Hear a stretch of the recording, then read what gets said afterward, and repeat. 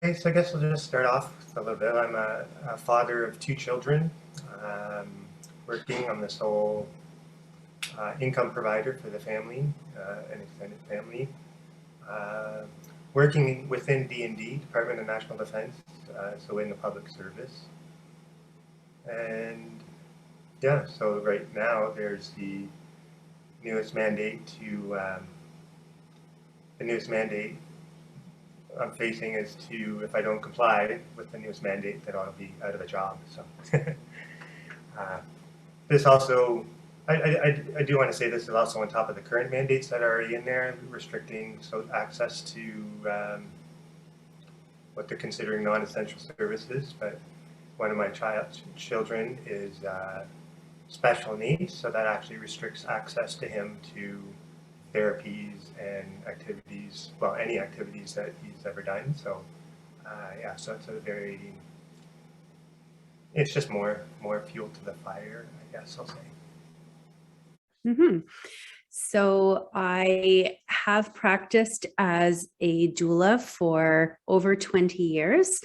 I'm also a mother and an artisan and a small scale farmer. So a lot of things going on in my life. And what has happened over the pandemic is I felt terribly for families who were seeking support during the end of their pregnancy and during the birth and then while settling in, and was able to still attend some births depending on where they were happening.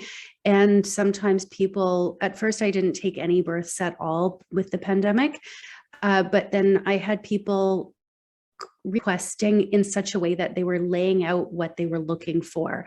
And I started feeling like, okay, well, I can't just not do anything. And what they're asking is possible. So some people were reinventing the way that I provide services, considering doulas weren't allowed to be in the hospital. So some people were saying, I just really need virtual support after my baby is here. If I had somebody who could check in on me every 2 days for about a half an hour, I would like to pay for that service. Somebody else said, I really, really need a doula. I would like for you to be there until we get to the hospital in active labor, and still to come to our house and do postnatal support. Other people were looking for virtual support, but then in the midst of whatever was going on, we're like, no, could you please come? You know, it would be so much easier, and we're okay with it. So during the pandemic, I had to reinvent how I provide support. At first, I just didn't know what to do, so I did nothing, but then people helped me reinvent that. So once the vaccine became a possibility, what I noticed was many doulas online were advertising their vaccine status as basically a marketing tool for their service. And I felt a little weird about that, because never before have we marketed ourselves as doulas by our vaccination status. And so that was kind of the first step in, okay, something's a little different here.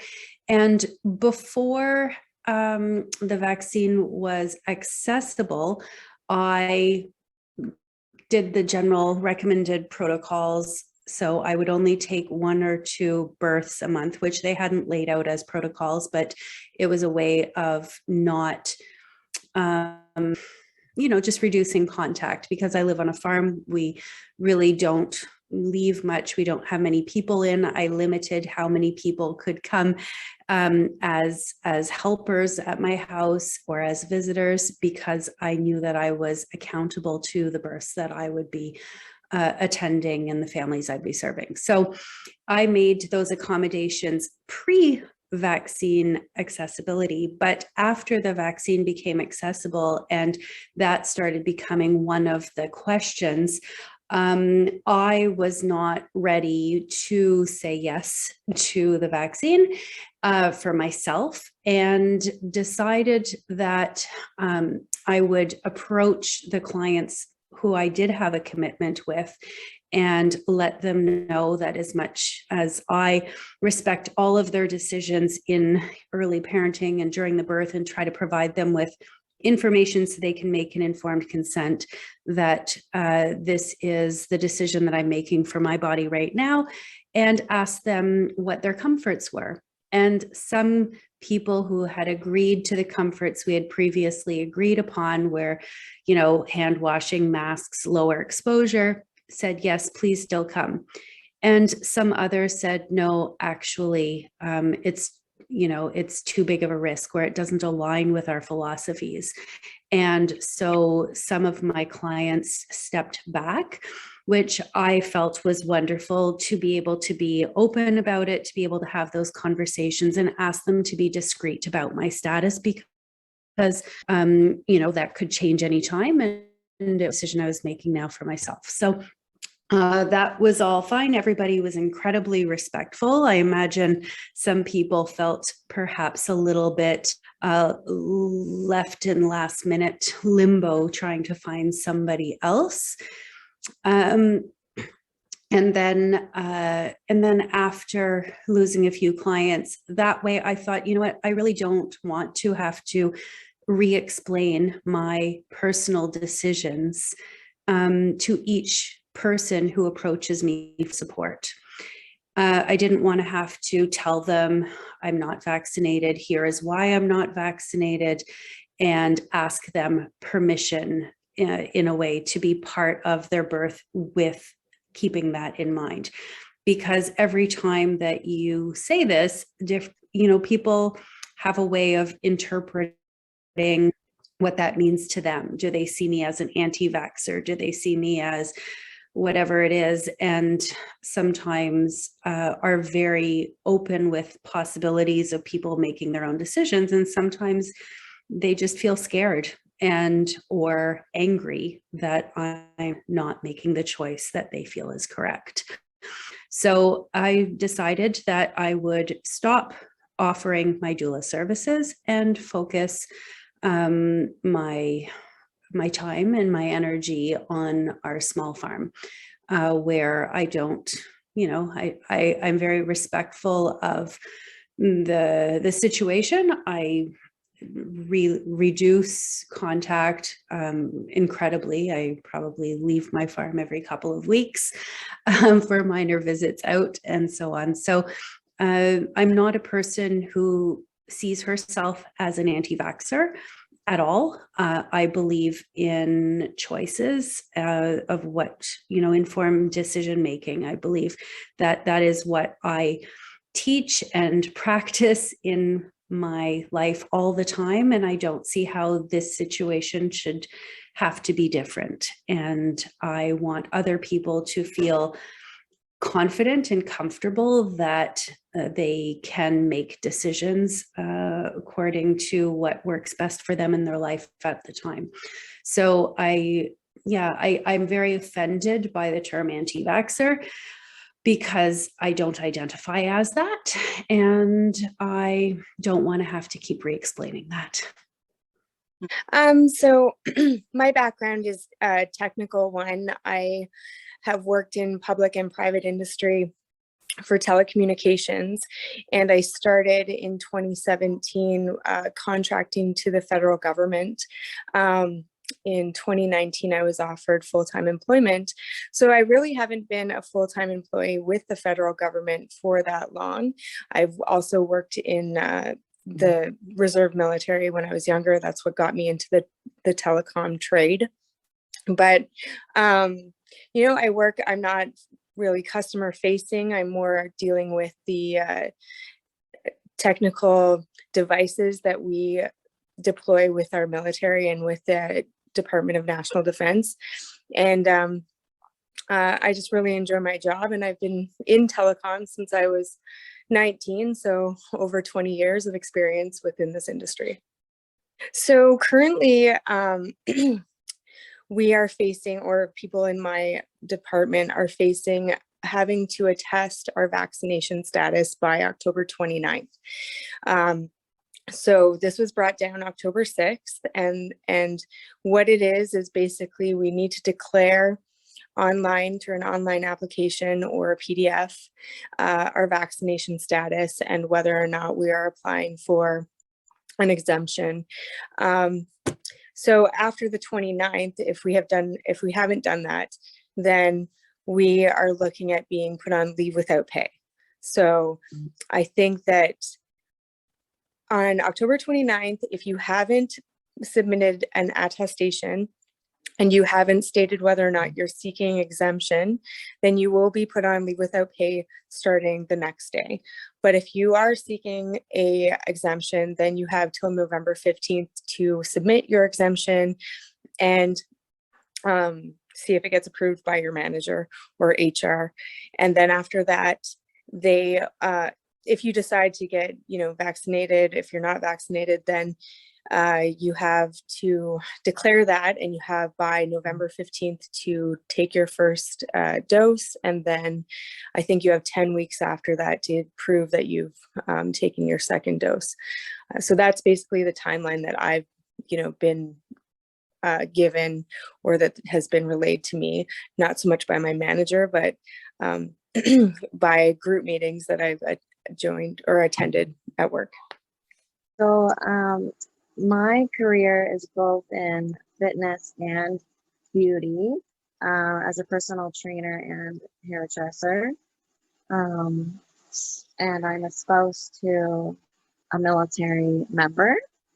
So we both were greatly affected by this pandemic with lockdowns and challenges with both of our careers.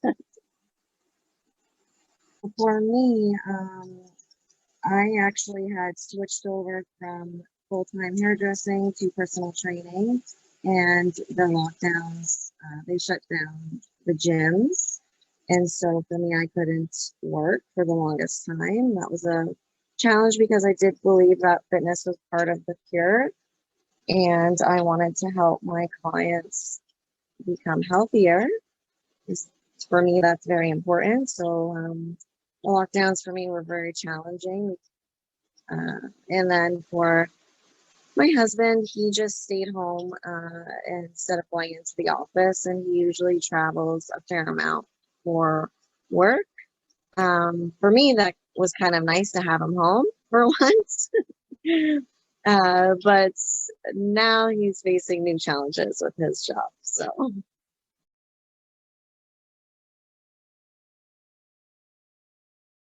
Big picture, I guess I might be out of a job, so I have no idea. There's a lot of unknowns, so I have no idea what comes next. But, searching for another income stream, I guess. I've been pretty coddled throughout my career. I joined the military when I came out of high school, so I've always had job security. When I retired from the military, I went straight into the public service. I didn't even change buildings, I changed floors. Went down 2 stories, so I had a bit of a shorter commute up the elevator when I got to work. So, but, so it's very, personally it's very scary and very, a lot of anxious. I have no idea what's going to come up. And so, yeah, just quite nervous about the future, nervous as what's going to happen. Just a lot of unknown. I'm a private contractor. I don't believe that anybody can fire me. It's just people will choose not to hire me. So I don't feel like those mandates are threatening to me individually, especially because I've already made the decision for myself.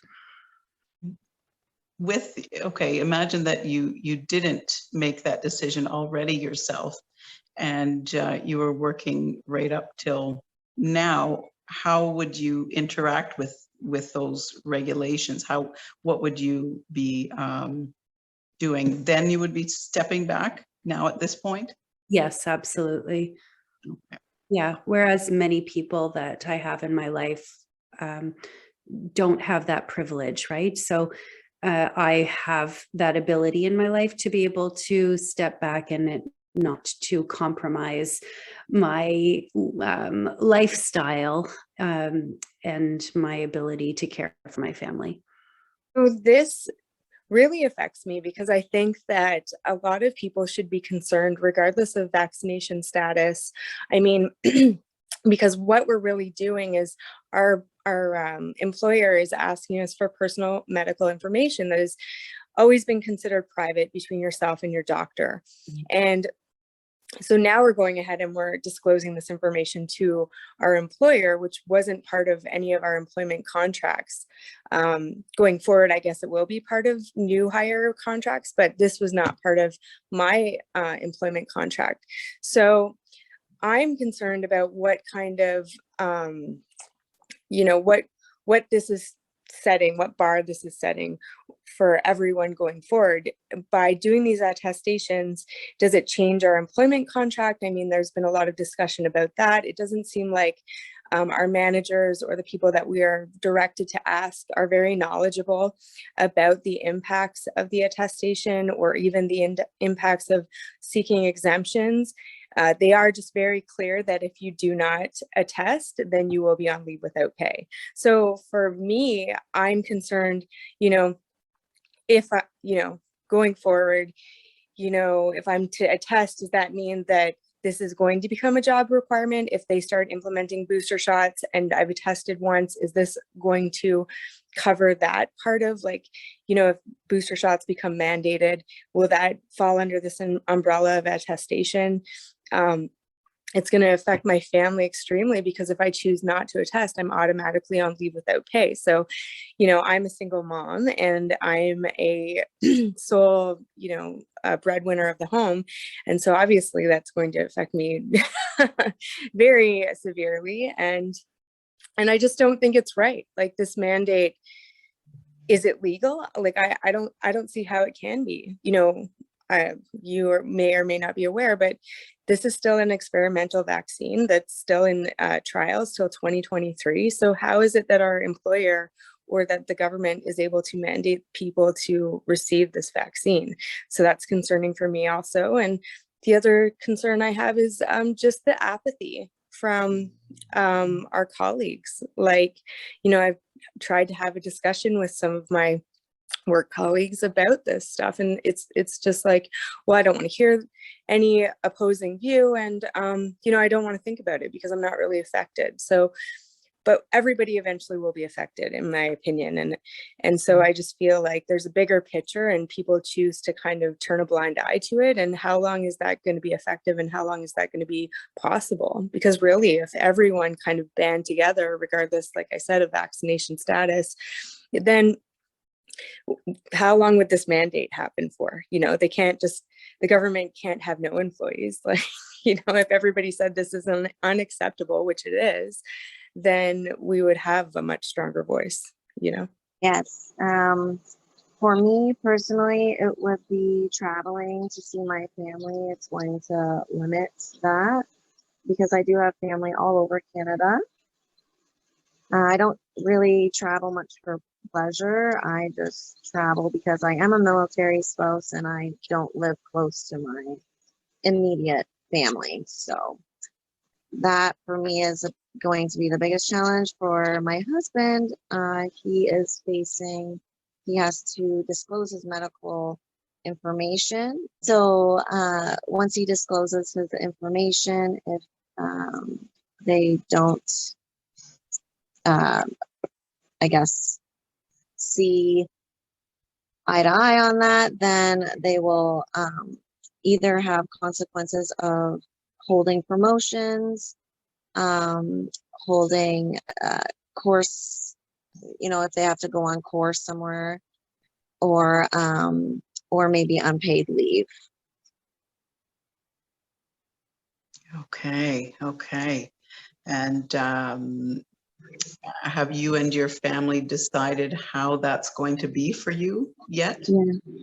So for us, because we just moved and we bought a house, we can't afford to have unpaid leave. So we feel very, very pressured.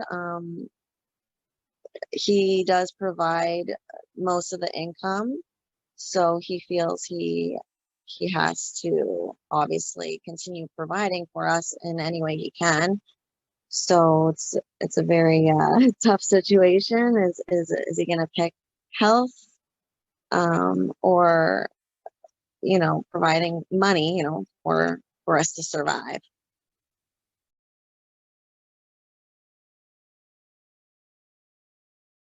I'll be honest, it's like money. How am I going to survive? How to pay rent? How to buy food? I mean, really, social activities have already been pretty minimized as well. Anyways, I mean, there's already been a change in lifestyle or whatnot, but um, so it's a personally that affects me. What bothers me as well is, well, with the newest mandate, like I said, it's more the money, and with all the other mandates of the traveling, I can't see my family because they're in the States, so it's been 2 years that I haven't been able to see them and support them through their trials and tribulations as well, right? So, but like the healthcare for my children is restricted, and so a little bit of the ongoing stuff is just going to keep going on, and I like to look at the positive side of things whenever I can, not get too worried about it, get all caught up in it, but perhaps I get to spend more time with my kids, and I mentioned the therapy for my children. So yeah, if I spend more time with them, then it's more therapy as always I can, hands-on anyway, so I can help them a little bit in certain activities. But I mean, I can't take them to, like, they still can't take them swimming. My son did rock climbing. All these physical fitness activities that were being done are still not accessible. Always just trying to work through the best. Always trying to do the best with whatever the situation is. Yes, you feel like you can be adaptable. Well, I have to be. I feel like I have to be, right? Don't really have a choice. And I mentioned the money is like, I mean, that's always, like, I'll say I've been following a spiritual path, not now I'll call it, but just self-help, self-psychology for quite a while. It's like consciously following self-improvement. Yeah, and I'll say that really started probably like 15 years ago, 16 years ago, where it's like coinciding with the birth of my first child. It's like, okay, I don't want to pass all this crap on to my kids. So really, how can I do this better, and just keep learning that. So like I said, the money, it's almost like, I consider it now, it's almost like purging by fire. It's just we're in the hot kettle and pressure cooker, and it just keeps getting turned up, and it's, I have my adage or my mantras, always reach for the joy, always try to be compassionate, see it from the other people's point of view. And, so the more pressure that's put on, it's like, the more pressure it's put on, the more determined and I have to be. It does definitely affect me and the people around me. I do have a lot of people in my life who have chosen to take the vaccine only because they're worried about their job. They were worried that they wouldn't be able to study. They were worried about just their own mental health and not being able to go to public places or events. So I feel really, I guess, disheartened that we're in a position where people have to go against what is comfortable for them or what they understand in order to be able to continue doing those things that they feel are important for their life. Yeah, it's a constant mode of support, actually, that I'm in because of people around me having maybe certain ideas or disconfidence in the vaccine, but still going ahead because they don't want to lose their jobs, and wondering if it's a threat or if it's a reality, but not willing to take those risks. Honestly, I'm more emotional about it, and my husband's trying to be very logical about it. So I am trying to take it day by day, but he's trying to be realistic about the whole situation and, you know, look at all options, I suppose. Yeah. So not really sure where we're going from here, but yeah.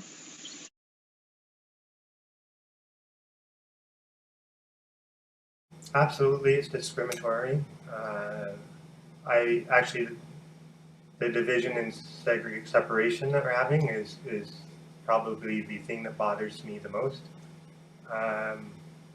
because I think that's fundamentally where, as a country, we have lost our humanity as Canadians. Really, like, we divide each other into groups, and then we're treating each other inhumanely. That's what I said last year, humanity, but just any groups, you got the vax, you got, like, I have friends who are vaccinated, and they're afraid, literally afraid of people who aren't, so they don't even want to be in the same room with them. And friends who are unvaccinated who are afraid of the vaccinated people and don't want to be in the same room with them, literally, right? And people don't talk anymore. It's just very polarized. And if you tell somebody you're unvaccinated, if they don't run away, they, more times than not, I've been, I don't want to say demonized, but blamed and shamed, and it's your fault for, compared to you're a Trumpism or whatever, I don't know, but like, just a lot of, I call it fear-based responses, like defensive. And so, and then I said, I always try to for the compassion, understand where they're coming from. And obviously I don't agree with them, but try to find the common ground. Like I said, the division and separation is the cause of almost all problems, if not all problems. So the solution is to conquer those divides, come together, find the common ground, and start talking. Like, you're vaxxed, you're unvaxxed. Like, I think we all agree that we want this pandemic to be over. We all agree we want it. There's some common ground. Start a conversation from there. And how we're going to end this mess or end this muddle is where we start to disagree. But if we can keep focused on conversations, starting in the common ground, then I think that's where we have to go.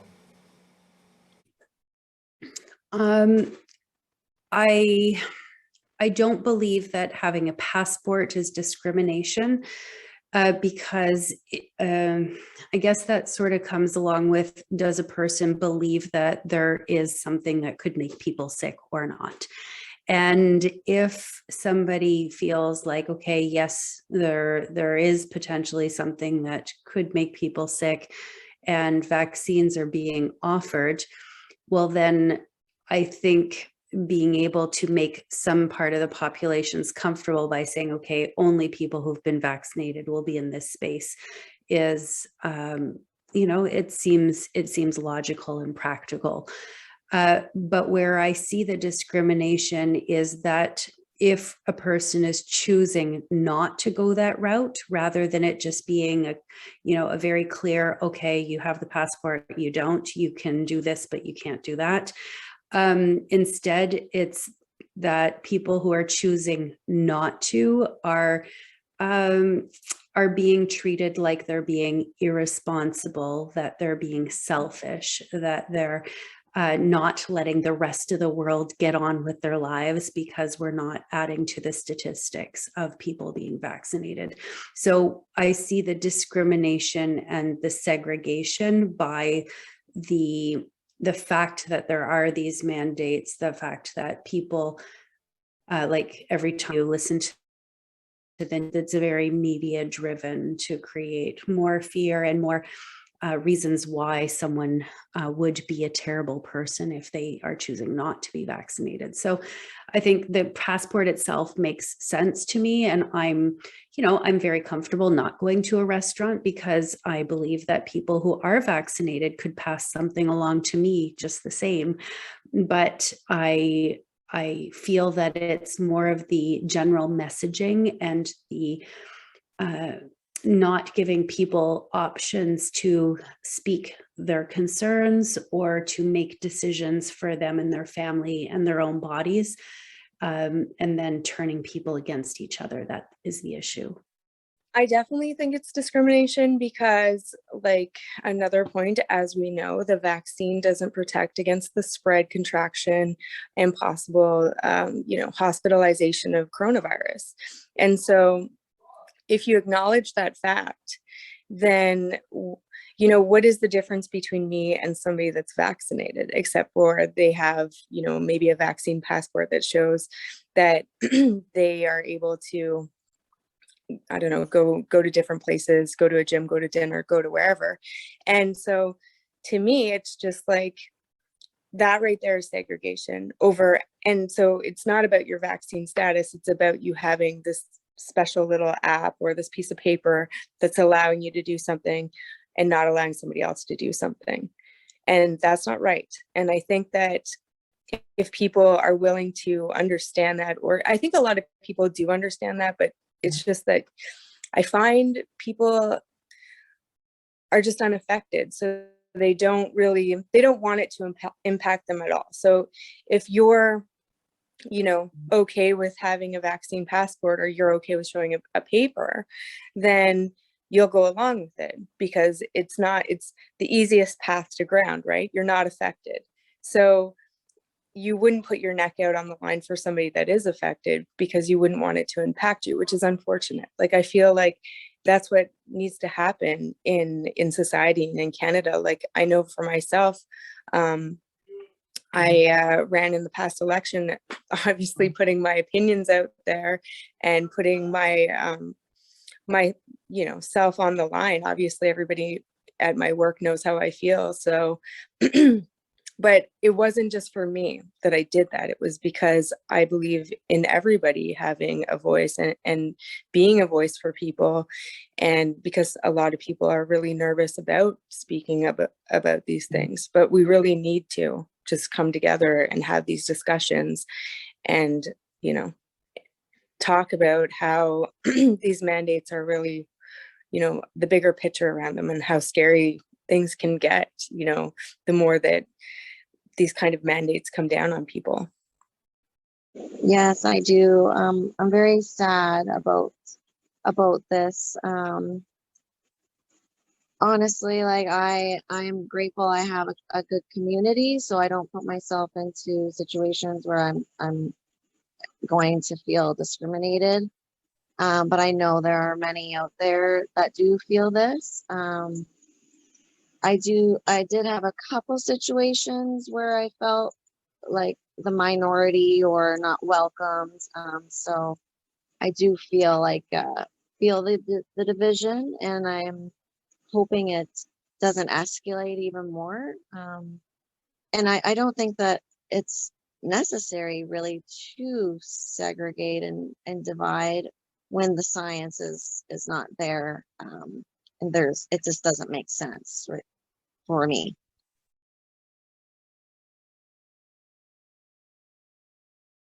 Personally, me, for work, I'm not sure. I like I said, there's a lot of known. I don't know exactly even what I'm going to be doing. I have some pretty good ideas right now and feel really good about my decision not to comply with this anymore and not play the game anymore, because I don't think this is going to end. There's going to be more mandates beyond this one. It's going to be you sign up for this, you're signing up for whatever comes forward. So, there's already the discussion of booster shots and third vaccines. So you sign up for the 2 that you got, saying, like a lot of people are doing it totally out of coercion. Like there's no, they're not doing it because they believe in the vaccine is going to be benefiting them, or you know, I'll say they might prefer natural immunity, or they're comfortable just living life without taking the vaccine. But if they can't travel and if they can't go buy groceries and they can't work, well, then they're being, you know, they're being coerced into making that decision. So, no, the future of this mandate, you know, obviously less travel for people who don't want to comply, you know, with the travel restrictions. But I just see more and more restrictions coming until people say no more. Well, I would like to dream that they put all these mandates in place, and then in a few months, people get bored of checking for people's passports and assume that the majority of people have them, and just kind of let things slowly slide back into normalcy now that they've got the, you know, the major push of kind of giving people no options but to be vaccinated. Then it may not be so important for them to look into it anymore. You know, I kind of hope that that's what the next few months are going to look like. However, I don't know. And I do have some people in my life who are incredibly concerned that right now, people who are unvaccinated do have the right to some, you know, to medical care, to going to the grocery store, to any of those essential services.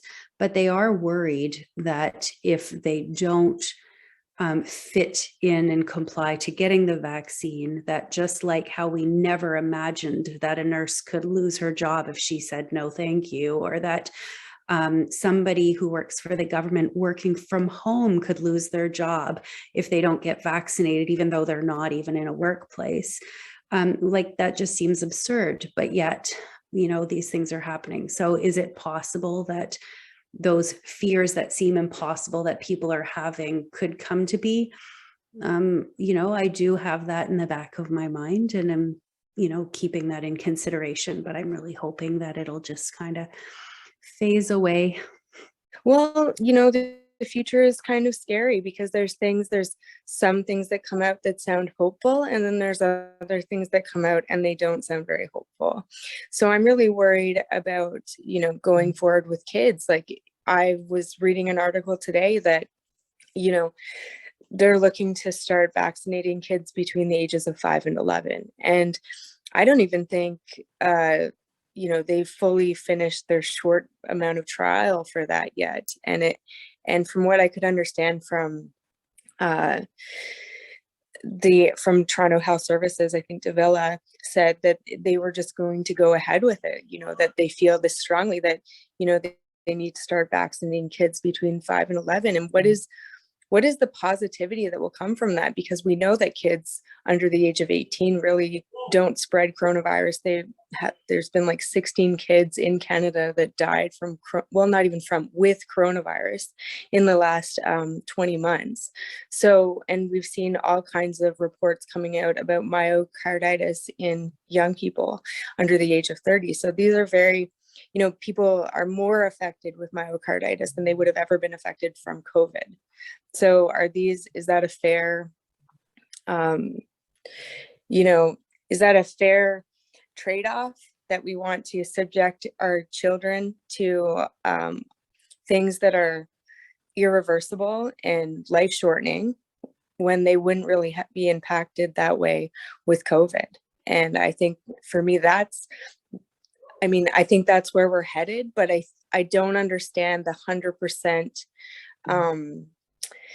you know, there has to be 100% fully vaccination in Canada. Like, we never had that for any sort of vaccine in the past. I know that there's childhood vaccines, but we've never mandated them in all the provinces in Canada. I think Ontario and New Brunswick are the only provinces that mandated the measles vaccine, but still they're allowing exemptions that aren't so hard to come by, because even with the COVID vaccine, I mean, the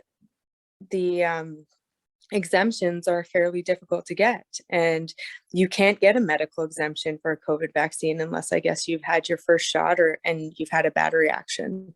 So, I mean, is that acceptable? Is that an acceptable thing in Canada? Like, I feel like once we lose our right to body autonomy, like, what do we have?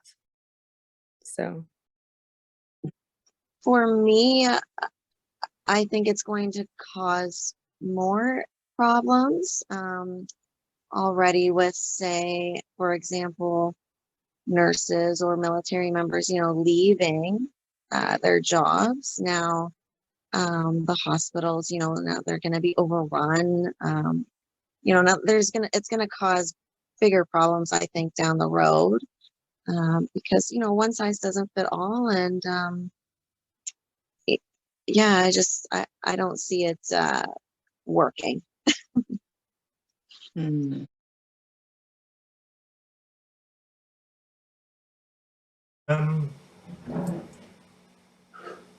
Well, there's a few things. I talked a little bit about the respectful conversations and dialogues, people talking, sitting down.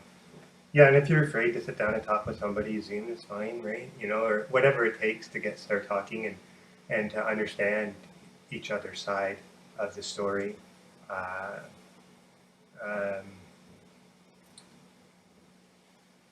Yeah, talking is the only way we ever resolve any problems. So I think we all have to learn a little bit more about what democracy is and how it really works, because we've all been very comfortable for generations, perhaps. This is your democracy. You get the vote every 4 years. If the government screws up, you get the vote. And that's not what people fought and died for. It's not that if you didn't vote for your government to tell you what you do for 4 years and then the right to vote them out and put another government in. They're there to govern you and to represent you and work for you. And to me, it's very obvious right now that, and for a long time, they haven't not been doing that. So I don't think it's that hard to do climate change. Like really, there's been inaction for hundreds of years, probably, like ever since the Industrial Revolution, people are saying this is wrong. And to claim, oh, it's just too difficult a situation, we can't figure it out, we can't do anything. Indigenous rights, even longer, it's like, oh, it's just a complicated issue, we can't do anything about it. Or one law here and there, enough to appease the people when they do stand up and fight and say, no, you're not doing enough. But, I think we really need to, everybody needs to start, we all have to learn more about our democracy, how it works, and what's required to keep a democracy. If we don't want to keep what we have, it's just slipping away with further and further with every single mandate that's coming down. And beyond holding the government responsible also is just everybody holding themselves 100% responsible and accountable. So being in the military, I'll give a military, or I'm ex-military, but still working with D&D. And I'll just give a military example here, but because this mandate's not lawful, like it's not, it's not based on law, and it's even not based on, like I said, it's not even moral, trying to force other people to do things. And so knowing it's not based on law, but it's everybody's happy to do it still, and it's like, we have a policy, and we have a policy at work, so everybody's happy to enforce the policy. If I was a soldier though, and I got an order to, torture some prisoners so we can get some information out of there, I've been trained enough to know that's like an unlawful order and that's not right to do. And if I do it, I can be court-martialed for that at the end of the day. I'm still held accountable for it. So to me, that's exactly the situation we have. It's the exact same process. We have an unlawful order, and and people are happy to do it because they're happy to follow the process. And even beyond that, like I said, to hold ourselves more personally accountable, you know, start thinking about it a little bit more. Just because our government has said it, or just because our friends have said it. And I realize my position is not the most common one in society. It's the outliers who don't want to follow these mandates and don't see them as legal, you know, or moral or just. So I think I would like to see everybody looking inside a little bit more into their hearts and holding themselves accountable rather than following rules and following, you know, so-called following the science or following the policies that are given or following the advice that their friends on Facebook have given them or whatever, right? Look into your hearts, and that's where the truth lies. I would hope to see that people are able to get back to a point where they feel open to their neighbors and to their friends and to, you know, people around them in their community, to have conversations that are open around our, you know, our choices. But I don't even think we even need to talk about our choices. We could really just go back to talking about the weather and making plans and doing things that are going to build our community and work in community centers and design, you know, cool art projects or whatever it is. Get back to things that we know better society, as opposed to the separations and the concerns and the nobody really knows. Should we shake hands? Should we fist bump? Should we just smile? Oh, wait, but you can't see my smile because there's a mask. Like, it would be really great if we could get to a point where we can just be in the same space and not have all those barriers between us. I mean, I really wish that people would just start paying attention and looking outside of what they're being fed every day on the radio, on the news station, over the PA system, at the shopping store, at their schools, or wherever, because you know, we're inundated with the constant, we're trying to keep you safe and, you know, make sure that you're doing your part, get vaccinated. Like, even when I drive on the highway, there's these big signs that say, get your vaccine. And now we're going to be called, they're going to call our houses, whoever has a health card will be called by Ontario Health to, you know, get their vaccine. And I just feel like if people don't start asking questions, looking at the data, looking at the effectiveness of the vaccine, which doesn't seem very effective if we have to get booster shots every 6 months. And that's what they're doing in Israel. So look to other places that are having, you know, very high vaccination uptake and see what their case rates are at, and see what their hospitalization levels are at. Because, you know, people were shocked this fall when I was talking about, you know, our cases being several times higher than last year this time, and we had no vaccine. People couldn't believe that. What do you mean? I thought that we're vaccinated, we're doing great. No, if you compare the statistics from this year compared to last year, you'll see that we're like quadruple, sometimes sevenfold the case levels that they were this time. So how effective is the vaccine? And people like to say, well, it's the Delta variant. Okay, but we're still taking the original vaccination, right? And is that addressing the Delta variant? No, it's not. And are the boosters addressing the Delta variant? No, they're not. So, I mean, sometimes I wish people would just, you know, look outside the box, you know, look elsewhere, look to some alternative media. I know that the media is really pushed to campaign that don't listen to any non-mainstream media, but you really have to, because I feel like we're not getting the full story. I think Joe Rogan just called out Google today about censoring COVID vaccine injury cases. So, I mean, some bigger people are stepping out and asking what's going on. And I think more people need to start doing the same thing and stop burying their heads in the sand and start, asking, why is the government mandating a vaccine that, again, doesn't stop the spread or contraction of COVID? And why are we segregating people? Like, what is the point of all this? I live a very holistic lifestyle. I do believe in, it's necessary sometimes for Western medicine. So I honestly think we all need to learn to live with this virus and maybe take on some more responsibilities naturally with our health.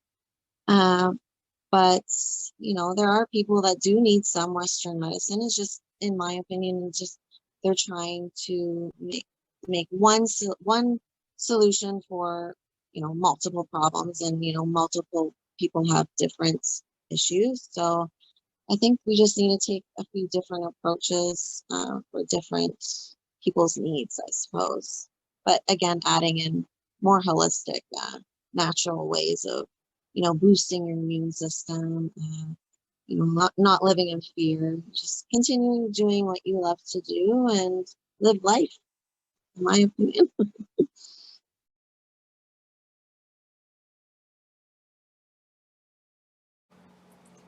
I mean, there's so much, and I just want to say, like at the beginning, just reiterate having compassion for other people and wherever everybody's coming from. So we all want the pandemic to end. We all want to be safe. We all want to be happy, and really have respect for each other. But there's just so much going on, and everybody is so burnt out. People don't want to talk about it, but I think the only way to solve it is to talk about it. And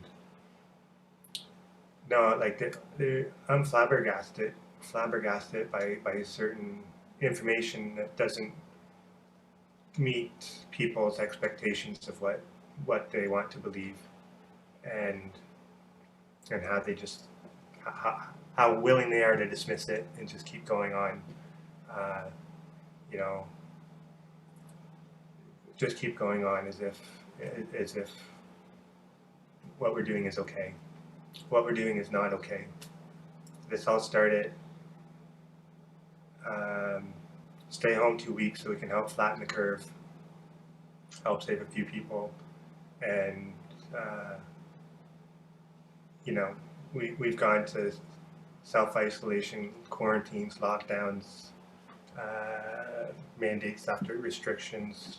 Now we're at mandatory vaccines, forcing people out of work, and all in the name of saving. This all started to help save a few of our elderly. What did we do to our elderly? Locked them in conditions worse than prison, in their care homes, forced them not to see their family, forcing them to die alone. This is not okay. We have nurses that we've treated as heroes, which rightfully so, all the healthcare workers, and now they're no longer required, so now they're expendable. If you don't want to get the vaccine, you're fired. Don't ask for, don't let the door hit you on the butt on the way out. No respect for each other, no dignity, it's just all so much wrong going on. I can see why people don't want to talk about it, don't want to believe it, but you just have to sit down and look at it. And for me, it's like so many ways to look at it.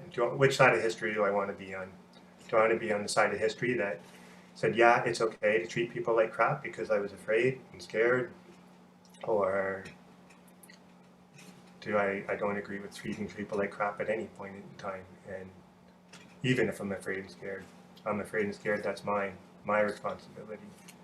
I said hold people accountable, hold myself accountable. If I'm afraid, I'm accountable for that. So I am concerned that the age of vaccination will likely be shifting lower and lower.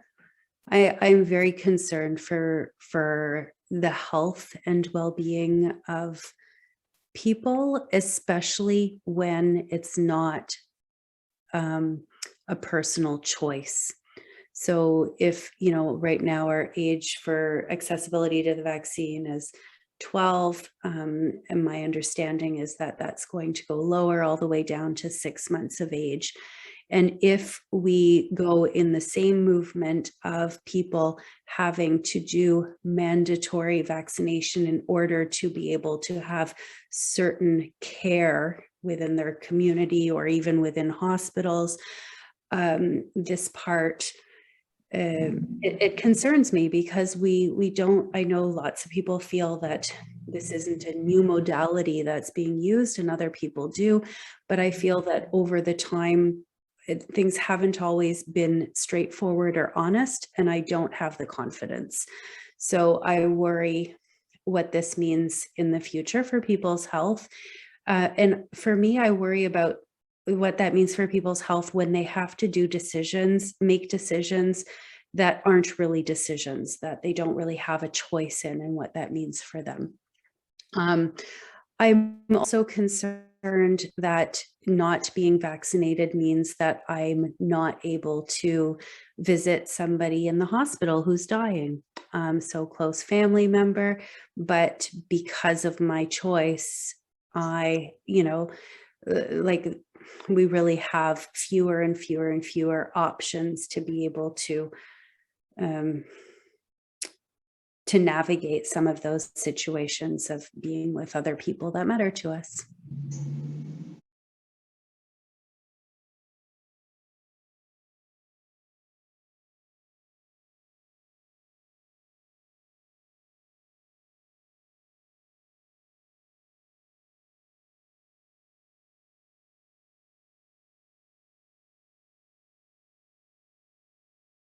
I'm just worried about, where we're headed. I hope that, we don't see empty shelves coming at Christmas, or we don't see like more heavy-handed mandates come down. Like, I just hope that, I'm just worried about where we're headed in the future. Is the segregation going to end here? Are we going to be blamed for other variants that might pop up because we choose not to vaccinate, or we choose to vaccinate, or whatever our choice might be? Are we going to have that choice going further?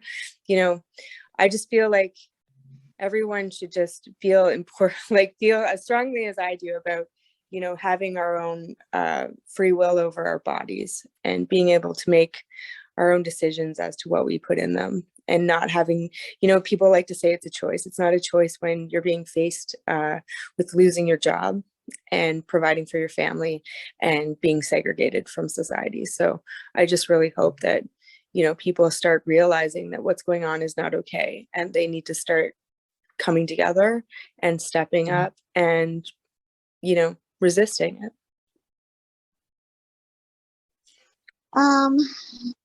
For me, it's more about I'm just sad for the world, and I want obviously to protect. I do have a daughter, so for me, I do want to provide her a good future.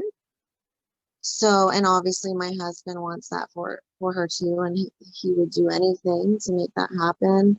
And yeah, so for me, I want to raise a strong, healthy child, and hopefully be a good influence on the people around me. And yeah, I just don't see what specific people are doing to us working and making the children strong and free and healthy.